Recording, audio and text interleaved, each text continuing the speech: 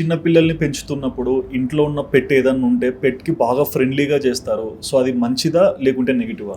ఫ్రెండ్లీగా చేయటం చాలా మంచిది. దాన్ని ఒక ఆట బొమ్మలా చూడకూడదు. దాన్ని ఒక తమ్ముడు చెల్లిలాగా చూసుకున్నట్టు మనం ముందు ట్రైన్ చేయాలి. Okay. It's not entertainment. Okay. రెండోది అటు మొహంలో మొహం పెట్టి అది నిద్రపోతుంటే డిస్టర్బ్ చేసేట అలా చేయకూడదు. ఒక్కోసారి కోపం వచ్చి గేస్తాయి, కరుస్తాయి. అవును.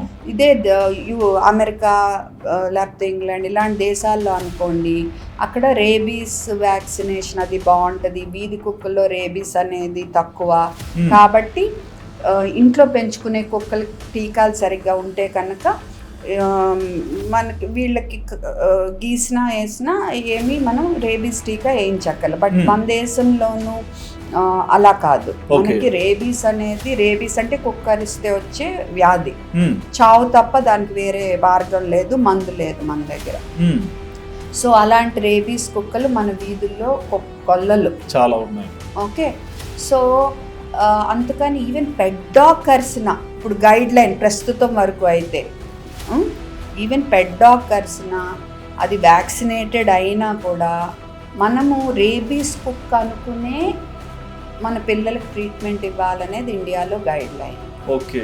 ఓకే. సో ముందు కుక్క కరిసిన గీసిన వెంటనే శుభ్రంగా కడగటం, వెంబటే డాక్టర్ని సంప్రదించడం, అని చెప్పినట్టు ఫాలో అవ్వటం చాలా